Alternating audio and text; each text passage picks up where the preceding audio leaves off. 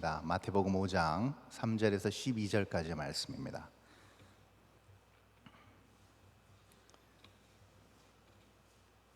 신약성경 마태복음 5장 3절에서 12절입니다.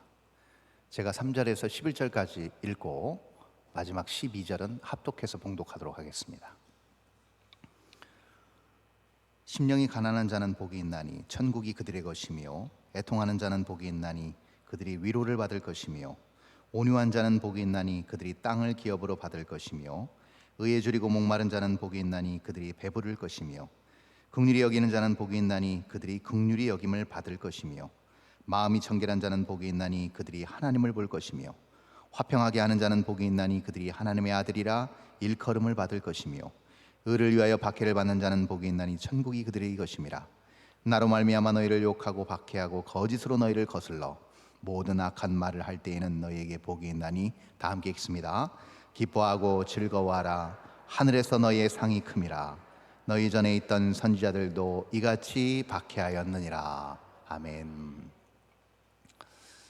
65세 이상 대한민국 노년층 스마트폰 활용도가 몇 퍼센트 정도 된다고 보십니까? 지금 여기 과반 이상은 65세 이상이실 텐데요, 많이 해당되시는 부분이실 텐데요, 지금 스마트폰이 없으신 분은 없으실 건데요, 다 스마트폰을 소지하고 계신데 스마트폰의 전체 기능의 몇 퍼센트 정도를 쓰고 계신다고 보시나요?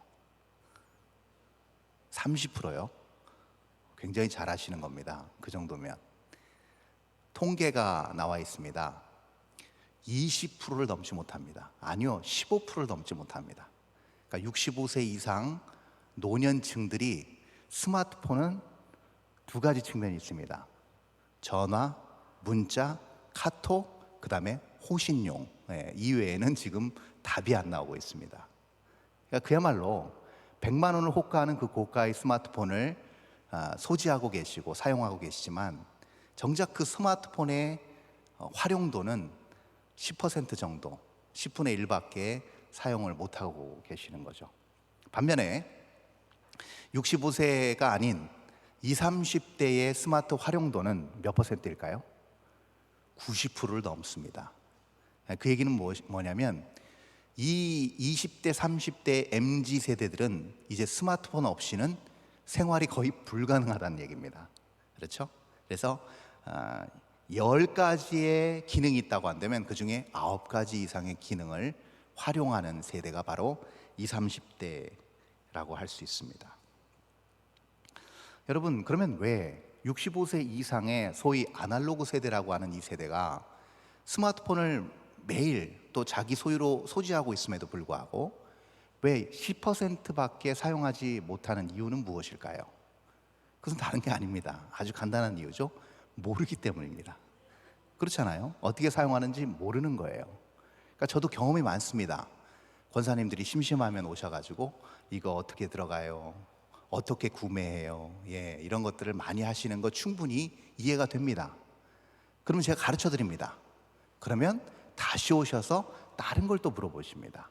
그만큼 알지 못하기 때문에, 그 부분에 대해서 정확하게 인지하지 못하고 있기 때문에 사용에 오히려 불편함을 겪는 것을 알 수가 있습니다.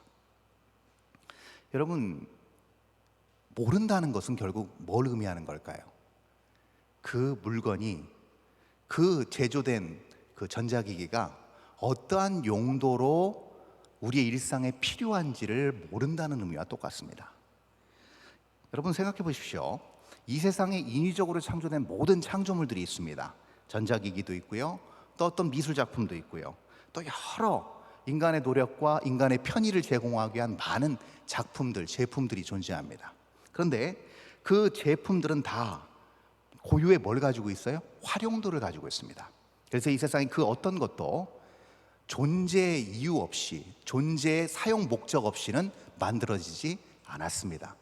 그게 우리가 가지고 있는 모든 물품, 또 우리가 지금 세상사에서 접하고 있는 모든 창조물들이라고 할 수가 있습니다.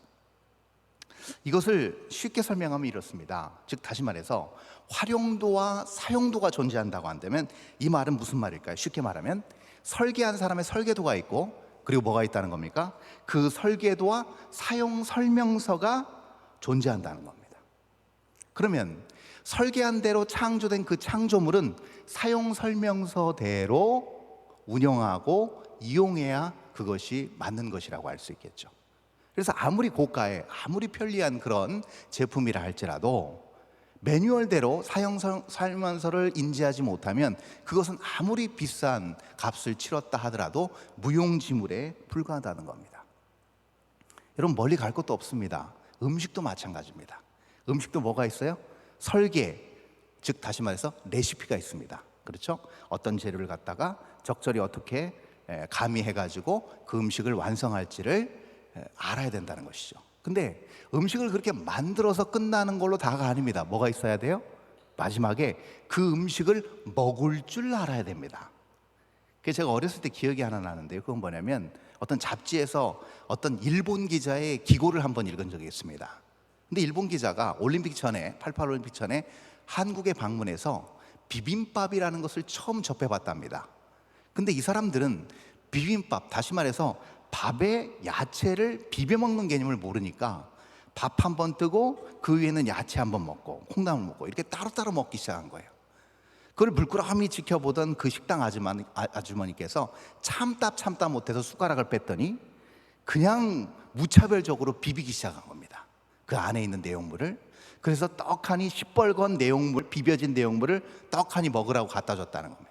너무 황당하고 너무 당황스러웠는데 한 숟가락 딱 입에 떠먹는 순간 놀라운 경지의 맛을 느끼게 됐다고 그 일본 기자가 평해놓은 그 기사를 어렴풋이 어렸을 때 읽었던 기억이 납니다. 음식 하나라도, 음식 한 그릇, 그 한 끼도 만들어진 그 의미, 또 만들어진 의도를 정확하게 아는 것도 중요하지만 더 중요한 것은 무엇인가? 그것을 먹는 사람이 정확하게 먹을 줄 알아야 그 음식의 창조와 그 음식의 존재 이유는 비로소 완결이 된다는 것을 우리는 알 수가 있습니다. 성경의 맨 첫 장인 창세기 1장은 하나님께서 우주 만물을 당신의 뜻대로, 당신의 계획대로 설계하셨고 그대로 창조하셨음을 보여주고 있습니다.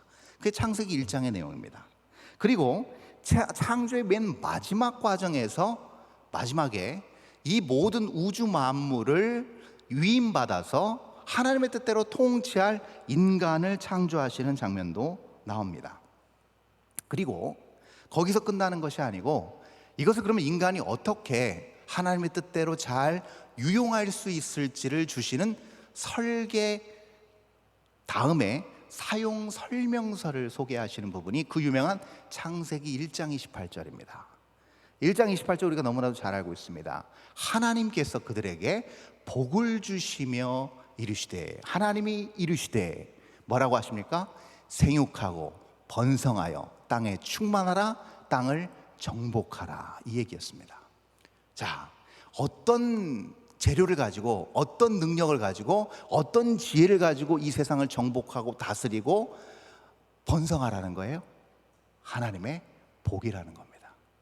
그래서 여러분, 우리가 놓치지 않고 분명히 알아야 될 것이 무엇인가 하면 우리도 하나님 앞에 창조된 창조물이고 또 하나님께서 우리에게 위임하신 이 세상과 우리가 사는 모든 이 세계를 온전히 하나님의 뜻대로 통치하기 위해서 중요한 게 무엇인가, 빼놓을 수 없는 게 무엇인가 하면 그것은 바로 복이라는 겁니다. 하나님으로부터 오는 복이라는 것이죠.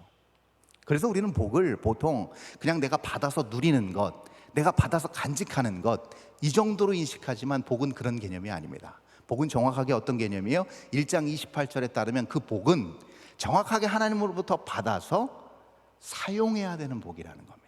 복은 이런 개념을 가지고 있습니다. 이게 성경적 복이고 이것이 바로 인간 모두의 사용 설명서의 핵심 부분이라고 할 수 있습니다. 역시 예수님께서도 이와 무관하지 않게 공생의 최초의 팔찌선단, 그러니까 팔대지 설교를 하신 것이죠. 팔대지 설교를 하셨는데 그것이 공교롭게도 뭐에 대한 설교였어요? 복에 대한 설교였습니다. 그래서 8가지의 복을 체계적으로 설교 형식으로 말씀하신 최초의 말씀이 바로 이 팔복의 말씀이라고 할 수 있을 것입니다. 그런데 우리가 분명히 알아야 될 것은 무엇인가? 이 복에 대해서 설명하실 때 이 복은 우리가 잘 아는 것처럼 특별히 예수 그리스도 안에서 구원받은 복음을 믿고 아는 우리에게 있어서는요, 이 복은요 값으로 환산할 수 없는 엄청난 복입니다. 이것은 이 세상의 그 어떤 것으로도 대체할 수 없는 값비싼 것을 우리는 이미 받았습니다.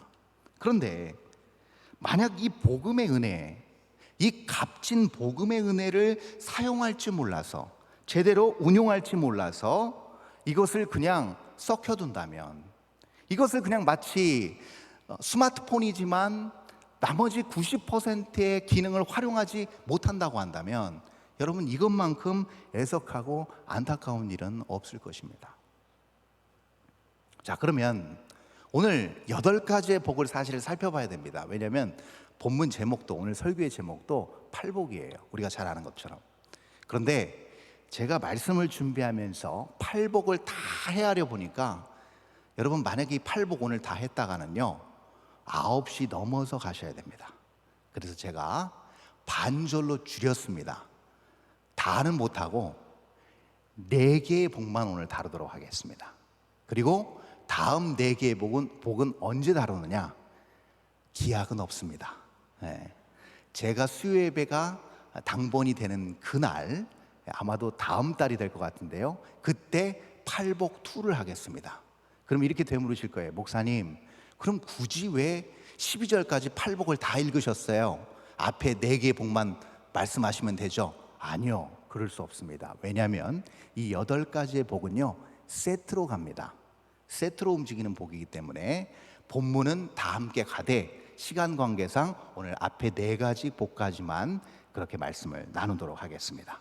자, 그러면 첫 번째 사용설명서 제1 부분이 무엇인지를 한번 볼 필요가 있겠죠. 자, 본문 3절 첫 절입니다. 3절 다 함께 읽습니다. 시작.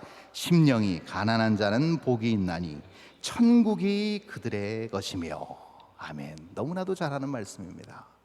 예수님의 그 산 꼭대기에서 수많은 사람들이 그 산 위 정상에 앉아서 예수님의 말씀을 육성으로 듣는 그 영광스럽고 복되고 은혜로운 그 자리에 첫 마디가 무엇인가? 바로 심령이 가난한 자는 복이 있나니 천국이 그들의 것이며 라는 말씀으로 첫 설교 서문을 여셨습니다. 자, 여러분, 그러면 우리가 첫 번째 예수님이 언급하신 이 심령이 가난하다, 이 표현은 무슨 표현일까요? 언뜻 이렇게 들을 수 있습니다. 그러면 부자는 천국 못 들어가는가?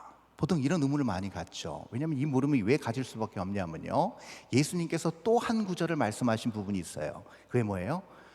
부자가 천국에 들어가기가 뭘 통과하는 것보다 더 어렵다. 낙타가 바늘구멍 통과하는 것보다 더 어렵다. 그러니까 제자들이, 아니 그러면 누가 구원을 받을 수 있겠습니까? 근데 예수님께서 묘한 말씀 한마디 던지십니다. 사람으로는 안 되지만 하나님으로서는 다 할 수 있느니라. 너무나도 모호하고 너무나도 이게 좀 붙잡기가 어려운 말씀이에요. 예를 들어서 이거죠. 목사님 고민이 있어요. 어떻게 하면 좋아요? 그럼 목사님 대답이 이렇습니다. 기도해 보세요. 기도하면 해결돼요. 맞는 말이지만 너무나도 모호하고 어디를 붙잡아야 될지 모르는 그런 말이 될 수 있다는 거죠. 그래서 심령이 가난하다는 것은 결국 금전적으로, 경제적으로 열악한 환경에 있는 사람들이 천국에 더 근접할 수 있는 거 아닌가라는 그런 잘못된 이해를 가질 수 있다는 것이죠. 근데 여러분, 절대 그것이 아닙니다. 성경에는요, 많은 부를 소유하면서 하나님과 정말 친밀한 교제를 나눴던 사람들이 너무나도 많습니다. 그럼 그런 사람들은 다 천국에 가지 못했는가? 그렇지 않죠. 그러면 우리는 무엇을 할 수 있는가? 이 심령이 가난하다는 것은 그냥 단순히 경제적 빈곤만을 얘기하는 것은 아니라는 것을 알 수가 있어요. 그럼 뭘까? 여러분, 이것은요 정확하게 이런 표현입니다. 자기 자신을 도통 스스로 의지할 수 없는 상태를 의미합니다. 자기 자신이 이제는 도저히 갈 데가 없습니다. 물러설 곳이 없습니다. 도통 일어날 힘조차 없습니다. 자기 내면에 자기 능력, 자기 경험 안에서 그 어떤 것도 써먹을 만한 것들이 존재하지 않습니다. 철저히 뭐예요? 의지할 수 없는 상태와 그 지경에 이르렀음을 말하는 겁니다. 그러므로 이때 찾아오는 마음의 심경은 어떤 심경인가? 바로 절망입니다. 그 어떤 소망, 그 어떤 희망도 보이지 않는 그 절망의 상태가 바로 심령이 가난한 상태입니다. 여러분, 보통 사람들은 절망이 찾아오면 그것은 복과 거리가 멀다라고 생각합니다. 그렇지 않습니까, 여러분? 어떻게 절망이 복이 될 수 있겠습니까? 절망은 저주의 아이콘입니다. 절망하고 실망했을 때 누가 그 사람에게 복받았다, 복되다라고 말할 수 있겠습니까? 불가능합니다. 근데 오늘 예수님께서는 심령이 가난한 자가 복이 있고 그 사람에게 천국이 주어진다라고 말씀하고 계신 그 이유는 무엇일까요? 여러분, 이것은 너무나도 역설적이게도 바로 톨스토이의 이 한마디가 정확하게 정의를 해줍니다. 여러분, 이렇게 톨스토이가 말했습니다. 인간의 끝이 하나님의 시작이고 인간의 절망이 하나님의 기회다. 다시요.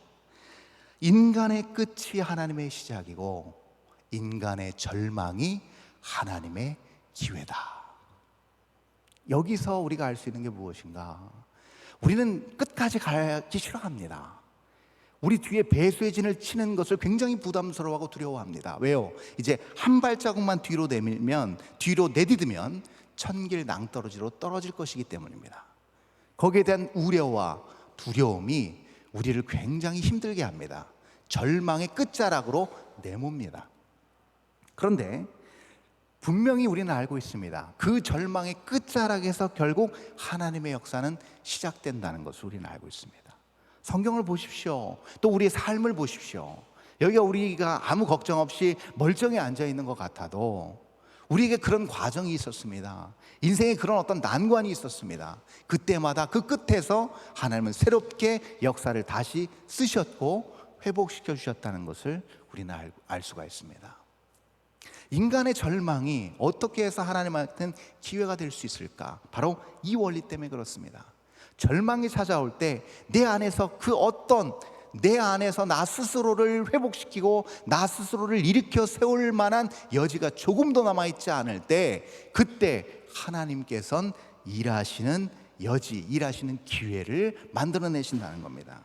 내 안에서 내가 가득 차서 내 안에서 내가 모든 것을 주관하려고 했을 때 하나님은 내 마음 중심에서 통치할 수 있는 영역을 상실하십니다. 여러분, 이것이 바로 뒤에 천국이 그들의 것임이라는 표현으로 설명된 겁니다. 여러분, 여기서 천국이란 말은 원어적으로 어떤 표현이냐면 하늘의 왕국이라는 표현입니다. 이 왕국, 바실레이아라는 이 표현은 어떤 표현인가? 즉 다시 말해서 통치자가 존재하는 그룹, 통치자가 지배하는 영역을 의미합니다. 통치자가 지배한다고 했을 때 그 영역과 거기에 속한 모든 백성들은 통치자에게 절대적으로 복종해야만 됩니다. 그것이 왕국의 개념입니다. 그런데 내가 절망하지 않고 내가 아직도 무엇인가를 하려고 내 스스로의 어떤 노력과 내 자아가 꿈틀거리게 될 때 하나님의 통치 기반은 내 안에서 온전히 작동할 수 없음을 우리는 알고 있습니다. 그러므로 절망의 끝에서 하나님의 기회로 하나님의 중심적 사고, 하나님 중심적 삶, 하나님의 통치가 자리 잡을 때 결국 우리 안에서 뭐가 완성될까요? 하나님의 나라, 하나님이 통치하시는 그 나라가 완성된다는 겁니다. 이것을 우리 예수님께서 복이라고 명명하셨습니다. 이러한 삶을요. 두 번째 한번 볼까요? 두 번째 복. 그 다음 본문 4절에 나타나 있습니다. 4절 한번 읽어보겠습니다. 시작. 애통하는 자는 복이 있나니 그들이 위로를 받을 것이며, 이렇게 표현되어 있습니다. 이거 어떻게 보면 좀 당연한 것 같습니다. 그렇죠? 여기서 우리뿐만이 아니고 이 세상에 사는 모든 사람들 중에 애통하지 않는 사람이 누가 있겠습니까? 다 애통하고 살죠. 어려운 일 당하면 다 슬퍼하고 울고 불고 힘들어합니다. 예, 누구나 애통합니다. 왜 그럴까요? 그것은 당연합니다. 그만큼 삶이 고단하기 때문입니다. 어렵기 때문입니다. 그래서 애통하게 되는 것이죠. 그런데 근본적으로 사람들이 애통하는 원인, 애통하는 근본적인 이유가 있습니다. 그것은 뭐냐면요, 이거예요. 예를 들어서 나이가 장성한 성인이 어린아이와 같은 행동을 했어요. 쉽게 말하면, 우리말로 쉽게 말해서 속 보이는 행동을 했어요. 그랬을 때 여러분 어떻게, 마음속에 어떤 마음이 드세요? 어떻게 여러분 대처하세요? 그때 성인인데 미숙한 행동을 하고 속 보이는 행동을 했을 때 굉장히 내 스스로가 슬퍼지죠. 아유, 내가 왜 그랬을까? 아유, 내가 왜 그것밖에 못했을까? 라고 스스로를 많이 자책하게 됩니다. 그렇죠? 왜 그럴까요? 성인이면 그에 맞는 생각, 그에 준한 행동이 뒤따라야 됩니다. 근데 그렇지 않고 미숙한 초등학생과 같은 생각과 말과 행동을 했을 때 그 성인은 자책할 수밖에 없습니다. 그것을 그리고 실수라고 여깁니다. 그러면서 스스로를 굉장히 슬퍼하게 된다는 거죠. 자, 오하노 목사라는 사람이 목사라는 신분, 목사라는 직분을 받았습니다. 근데 목사라는 직분과 신분을 가지고 목사답지 못한 행동과 말과 삶을 살았을 때 여러분 굉장히 제 스스로를 슬퍼하겠죠. 왜 나는 이거밖에 못할까? 왜 나는 목사다운 삶을 살지 못할까? 마찬가지입니다. 바로 우리의 정체성과 신분이 분명히 존재하는데 그 정체성과 신분에 걸맞게 행동하고 말하고 살아내야만 되는데 그게 안 되니까 내 자신한테 굉장히 슬퍼하는 겁니다. 내 자신한테 굉장히 실망하는 것이죠. 그래서 여러분, 이것은 단순히 이 애통은 바깥에서 오는 어떤 외부적인 고통과 외부적인 문제 때문에 내가 애통하고 슬퍼하는 것이 아니고 내 정체성, 내 신분, 내 수준에 걸맞는 행동을 하지 못했을 때 나오는 내 자신에 대한 슬픔입니다. 이해가 되시죠, 여러분? 자, 그러면 우리가 의인이라고 했을 때, 거룩한 하나님의 백성으로 택함받아서 의인의 반열에 올랐다고 했을 때 우리가 의인다운 삶을 살지 못하게 됐어요. 그러면 우리는 어떻게 할까요? 애통하게 된다는 겁니다. 만약에 우리가 복음을 믿고 예수 그리스도를 알고 성령님의 내주하심 가운데 있음에도 불구하고 애통하지 않는다고 한다면 그건 굉장히 교만한 것이죠. 그리고 영적으로 굉장히 무뎌진 것이죠. 만약에 우리가 이 세 가지 조건을 다 충족한 상태에서 우리가 의인에 걸맞는 삶, 하나님의 백성다운 삶을 살지 못했을 때는 당연히 뭐가 찾아올 마음 가운데 내 자신에 대한 슬픔이 찾아옵니다. 애통함이 찾아온다는 거죠. 그러면 어떻게 할까요? 그 애통함을 그대로 가지고 주님 앞에 부르짖습니다. 내 연약함과 부족함과 내 죄를 용서해달라고 하나님 앞에 애통한다는 것이죠. 이 부분을 얘기하는 겁니다.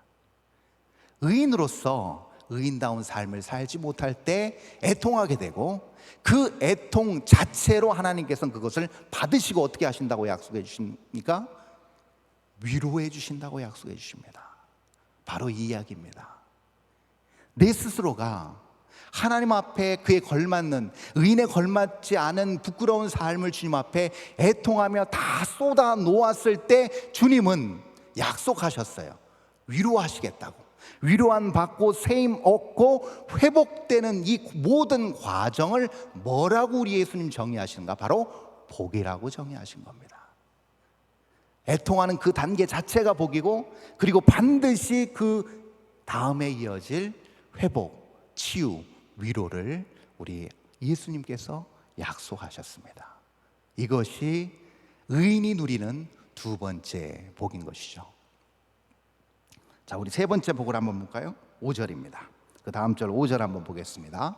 5절 다 함께 읽습니다. 시작. 온유한 자는 복이 있나니 그들이 땅을 기업으로 받을 것이며. 자, 언뜻 들으면 땅 부자들은 절대 화를 내거나 까칠하면 안 될 것 같습니다. 그렇죠? 온유한 사람만 땅을 기업으로 받는다 하니까. 그렇죠? 여러분, 성경에서 온유함의 대표적인 아이콘이 누구였습니까? 모세였습니다. 모세. 온유함의 대표적인 사람이었죠. 민수기 12장에 보면 이렇게 기록되어 있어요. 이 사람 모세는 온유함이 지면의 모든 사람보다 더하더라. 이런 아주 극찬을 써놨습니다. 자, 이게 무슨 말일까요? 이 온유함, 모세의 온유함이 당시에 땅 위에 발 딛고 사는 모든 사람보다 우월했다, 월등했다. 이 말이 어떤 말일까요? 여러분, 온유함의 본래 구약적 언어의 뜻은 뭐냐면 대답하다라는 말에서 파생된 말입니다. 대답하다. 그러니까 온유함은 즉 다시 말해서 대답하다는 말이에요. 자, 이 대답하다는 말은 결국 무슨 말일까요? 이겁니다. 여러분, 그 모세가 이런 칭찬을 받은 배경이 어땠냐면요, 모세가 대단해서도 아니고요, 칭찬받을 만한 행동을 해서도 아니었습니다. 여러분, 우리가 잘 아는 것처럼 모세가 구스 여인을 취했습니다. 이방 여인을 취했어요. 그런데 그 이방 여인을 취한 것을 가지고 누나였던 미리암이 그걸 굉장히 비판합니다. 근데 하나님께서 누구의 손을 들어주세요? 모세의 손을 들어주십니다. 그러면서 이 말씀을 하신 거예요. 이 사람 모세의 온유함이 지면의 모든 사람보다 더하다. 그러므로 난 모세의 편이다. 모세 승. 이렇게 모세의 손을 들어준 겁니다. 그와 동시에 미리암의 얼굴에서 나병이 쫙 피기 시작하죠. 패배의 상징이 쫙 나타나기 시작합니다. 즉 다시 말해서 모세는 복을 받은 케이스가 됐고요, 반대로 대조적으로 미리암은 저주의 상징인 나병을 얻게 된 것입니다. 자, 그렇다면 분명히 구스 여인을 취한 것은 잘못된 것이었고, 온유함, 그냥 성격이 좋은 것만으로는 커버가 안 되는, 만회가 안 되는 그런 상황이었음에도 불구하고 왜 우리 하나님께서는 모세의 손을 들어주셨을까? 이 온유함이 바로 이 이유 때문에 그렇습니다. 왜 그러냐면요, 바로 모세는 당대의 하나님께 가장 순종하는 충성스러운 종이었기 때문에 그렇습니다. 여러분, 그 온유하다라는 말이 대답하다라는 말에서 파생되었다고 말씀드렸습니다. 이 얘기는 무슨 얘기냐면 주인이, 주군이 말하면 절대적인 충성을 의미합니다. 절대적인 복종을 의미합니다. 절대적인 순종을 의미합니다. 이것이 성경적 온유함이라는 겁니다. 그래서 여러분 보시면요, 예수님께서 십자가에 죽기까지 복종하셨습니다. 아버지의 말씀에 순종하셨습니다. 이것이 온유함의 극치, 온유함의 절정이었습니다. 최고봉이 십자가에서 이루어졌습니다. 여러분, 죽기까지 십자가에서 복종하신 다음에 예수님이 거머쥐신 게 뭐예요? 예수님이 거머쥐신 것은 다른 게 아닙니다. 하늘과 땅의 모든 권세였습니다. 이것을 지금 뭐라고 표현하신 거예요? 예수님께서 복이라고 표현하신 겁니다. 하늘과 땅의 모든 권세. 자, 그러면 여기서 중요한 영적 원리를 우리는 하나 발견합니다. 그것은 무엇인가 하면 하나님께 온전히 복종하고 순종한 자가 얻는 것이 무엇이에요? 땅, 다시 말해서 다른 말로 표현하면 세계를 얻는다는 겁니다. 땅의 모든 권세를 예수님께 일임한 것처럼 똑같이 그 창세기 1장 28절의 그 복이 동일하게 여기서 적용되고 있는 겁니다. 하나님 앞에 순종하고 일임받은 그것을 하나님의 뜻 가운데 이루어나갈 때 반드시 주어지는 것은 무엇인가? 그 한 사람이 서 있는 그 땅과 그 영역과 그 인생의 여정과 그 순간은 반드시 놀라운 하나님의 영역으로 견고해진다는 겁니다. 그리고 그 영향력이 아름답게 그 영역에 확대된다는 거예요. 여러분, 이것이 중요합니다. 여러분의 가정에서, 여러분의 직장에서, 여러분의 교회에서, 여러분이 발딛고 있는 모든 사회적 모든 영역 가운데서 복된 영향력을 행사하고 싶으신가요? 그렇다면 하나님 앞에 전적으로 순종하는 온유함으로 삶을 어필해 보십시오. 반드시 약속 그대로 하나님께서 땅을 기업으로 주실 것을 믿습니다. 이것이 복입니다. 자, 이제 마지막 복이 남았습니다. 본문 6절입니다. 자, 다 함께 읽습니다. 시작. 의에 줄이고 목마른 자는 복이 있나니 그들이 배부를 것이며. 자, 의에 줄이고 목마른 자 복이 있다. 배부를 것이다. 이것도 마치 이렇게 생각할 수 있습니다. 계속 주님 배고파요. 밥 주세요. 목말라요. 물 주세요. 하면 밥 주고 물 주셔서 그 배고픔을 포만감으로 대신 채워주시고 그 갈증을 해가람으로 대신 채워주시는 하나님의 넉넉한 마음과 그 사랑을 우리는 여기 지금 마지막 6절에서 발견합니다. 그런데 여러분, 단순히 이것이 우리가 겪는 물리적인 배고픔 그리고 물리적인 어떤 갈증을 해소하기 위한 것일까요? 아닙니다. 그것보다 더 깊은 배고픔과 갈증이 있다는 것이죠. 여러분, 사람들은요, 저마다 줄이고 목말라는 대상이 있습니다. 이 세상에 존재하는 모든 사람 다 그게 있습니다. 내가 추구하는 바가 있습니다. 내가 목말라하고 매번 내가 관심을 갖는 분야가 반드시 있습니다. 그 말은 결국 쉽게 말하면 이겁니다. 누구나 다 하나 이상의 소원을 다 가지고 있다는 얘기입니다. 그래서 신년 해가 동쪽에서 뜨는 정동진 가면 뭐예요? 아침 새해가 뜨는 그날 수많은 사람들이 그 떠오르는 붉은 태양 앞에서 뭐예요? 1년의 소원을 빌잖아요. 그게 뭘 대변하는 겁니까? 수많은 사람들이 다 새해뿐만이 아니고 그 인생에서 정말 갈망하는 것이 존재한다는 거죠. 그리고 그것이 성취되는 것을 사람들은 뭐라고 해요? 소원 성취를 보가고 직결시킵니다. 내가 원하는 바가 이루어졌다. 나 복 받았네. 이렇게 사람들은 인식한다는 것이죠. 자, 그런데 문제가 있습니다. 자, 어떤 문제가 있냐면요, 내가 마음에 원하는 소원 그리고 그것이 복으로 직결된다고 했을 때 문제는 이 소원이 다 이루어지느냐 이 말입니다. 정확하게 그것이 다 성취되느냐 이 말이죠. 아니라는 거죠. 그래서 소원으로 영원히 남아있는지도 모르겠습니다. 소원은 소원으로, 현실에서는 불가능한 걸로 이렇게 남겨두기도 합니다. 그만큼 소원은, 갈망은 쉽게 이루어지지 않는다는 것이죠. 돈에 줄이고 건강한 육체에 줄이고 사랑에 목말라하고 명예에 굶주려 하지만 언제나 포만감이나 해가람을 주지는 않는다는 겁니다. 여러분 생각해 보십시오. 경제적, 또 건강, 또 사랑, 명예, 사람들이 많이 원하는 것이고 갈구하는 거지만 그것을 갈구한다고 해서, 원한다고 해서 다 받습니까? 다 그것이 주어집니까? 그렇지 않다라는 겁니다. 그러나 본문 6절은 분명히 얘기합니다. 반드시 배부를 것이며 라고 얘기합니다. 반드시 배부를 것이라는 거예요. 굶주림과 그 갈증이 단정적으로 군더더기 없이 반드시 배부름의 결과를 가져다 줄 것이다 라고 약속합니다. 근데 전제가 있습니다. 그 전제가 뭘까요? 바로 6절 앞에 있습니다. 뭐에 줄여야 된다는 거예요?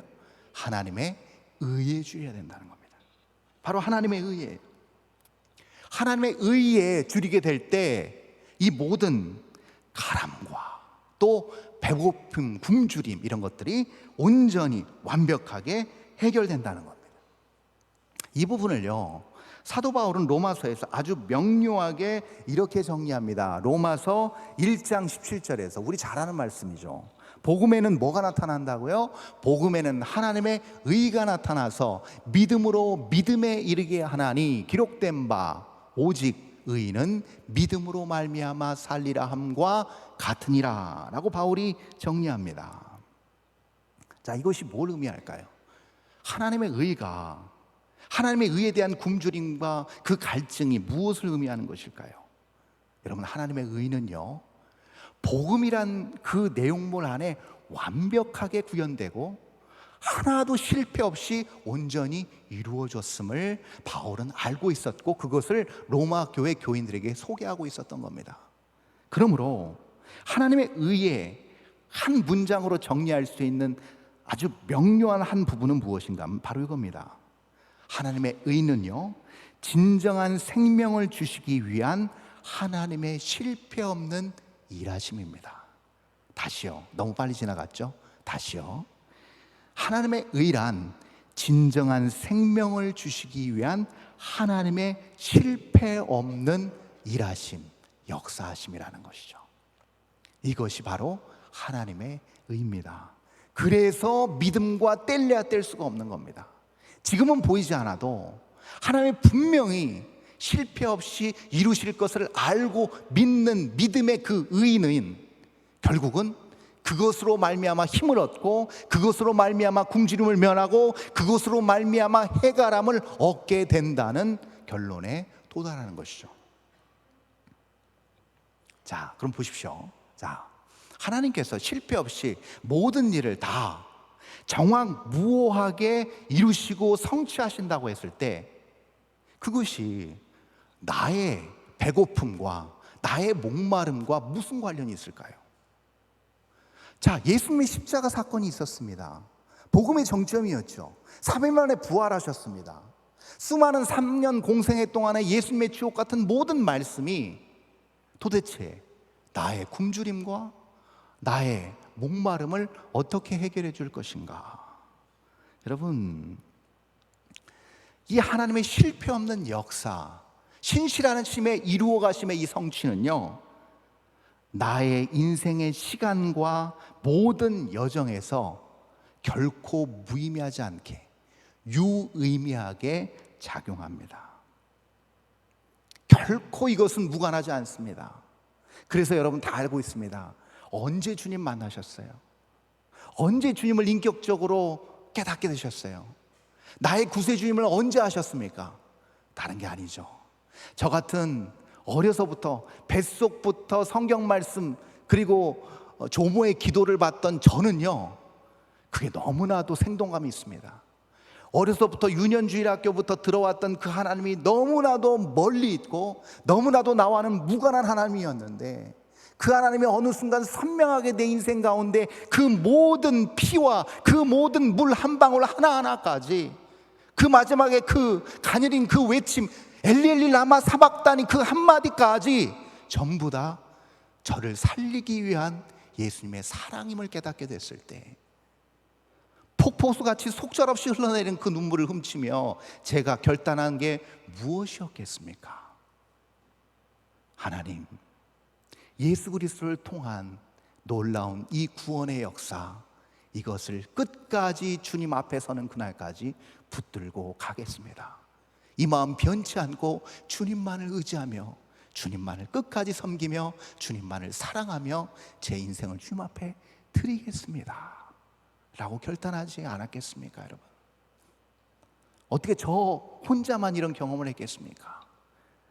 여기 계신 우리 평강의 성도 여러분도 동일한 그 십자가의 사건이 내 인생 정중앙에 들어와 깊이 뿌리 박혀 내 인생에서 이제 결코 다시 빼낼 수 없는 중심에 자리 잡은 사건을 경험하기에 이 자리에 나오시지 않았겠습니까, 여러분? 그것이 바로 하나님의 이 실패 없는 이 복음의 역사가 내 인생과 무관하지 않음을 단편적으로 정확하게 드러내는 증거가 아니고 무엇이겠습니까, 여러분?